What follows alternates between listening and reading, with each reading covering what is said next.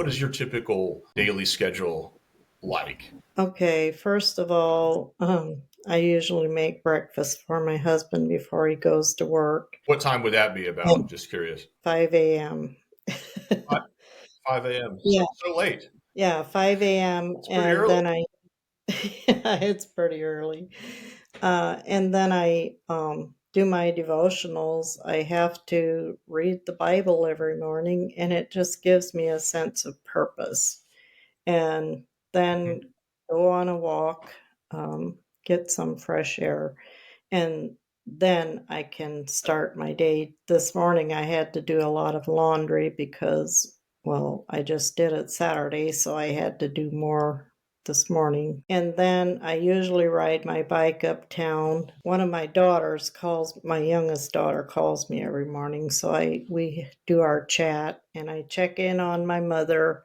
She's 91 years old, so Okay. make sure she's okay. Does your mother live near you? Does your family live near? Yes, Can I? yes. She lives about maybe 3 miles from here, but I can easily ride my bike over and see her. I don't see her every day, but I do at least once a week.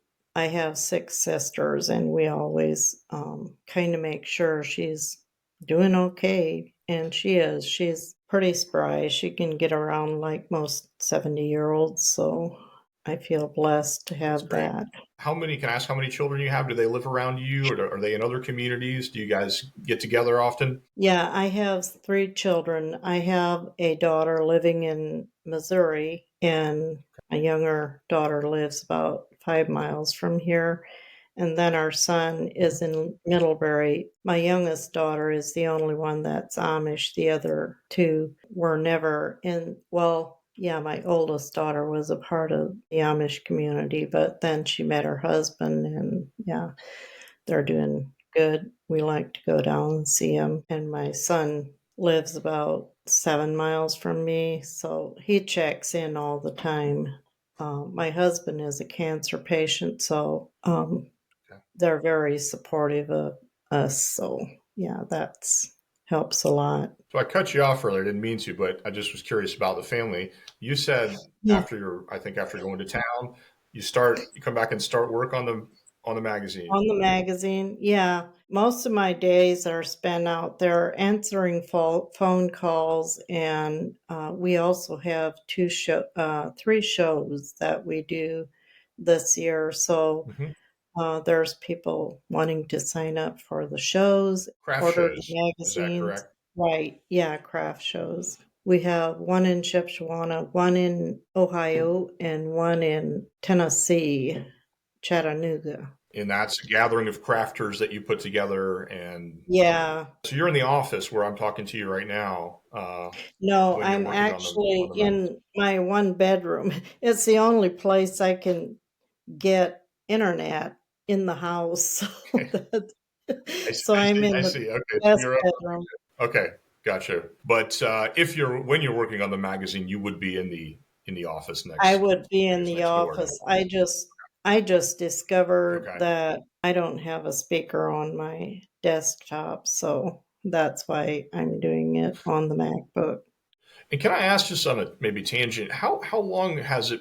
Because we have these new technologies that come along, MacBook, desktop, everything. Mhm. Years ago, obviously, it wasn't a question. 30, 40 years ago, these things didn't Yeah. really exist. But in your community, how long has that been, or when did that happen that they started to be seen maybe as acceptable or usable in business contexts, or how did that kind of go? I think probably in the 90s is when, Hmm. depending on what you were working on, maybe you had an office uptown and then you'd have it. Yeah, it's a lot of these Amish businesses get run with a generator, but in the office, you would find some kind of like a computer or what are those others called? They're like a computer, but they're not always online, which I'm not sure. I think a lot of people probably are online now in the office, but they have these huge generators that they run all day while they're working, and that's how they get Hmm. their electricity. And that's supplying the office equipment or any other Right, equipment yeah, needed. and battery backup, we have a lot of that, or solar panels. Cool. And then just circling back to your schedule, we can kind of close that topic. But you work in the Okay. office and you work in the magazine. Are you interacting with customers, like people that want to subscribe? Are you What does that look like? Yeah, I interact with customers who want to subscribe, or we have crafters that call me and ask, say they want to submit something. They ask how to do that. And I go out and see them too a lot, the craftspeople, or they stop me when I'm doing a show. That's how I connect with them. And you finish work on the magazine, what about kind of like a 9 to 5 schedule, or is that Yeah, it's probably I would say it's probably from 6. If I don't get my book work done in the morning by 8 Mhm. o'clock, it's hard to get back to it because there's so many interruptions from people wanting to subscribe or asking It's a good like to print. interruption though. That's a good one, Yeah, right? pardon? That's I'm sorry. No, That's a good interruption to have, right? yeah, yeah, exactly. I'm always happy to talk to people. But sometimes they call like at 7 in the evening. I just shut the phone off at 3:30, 4 o'clock. And my schedule's pretty flexible during the day. Flexible, but you have those boundaries, so you're not getting called at midnight or hey, I need a Right. Yeah, that magazine. happens Or, sometimes if they're in the western states, they don't realize, what time it is. okay, and then so the end of the day, you what's a typical evening like? I guess you Oh, finish work and dinner time. yeah, dinner time. My daughter and her husband come over sometimes, or we'll go see friends. My grandson will come over and have to do his laundry, stuff like that. It's just random. Gotcha. Like regular life. Right. Yeah. It's Great. nothing unusual. That was interesting because I think sometimes people are curious.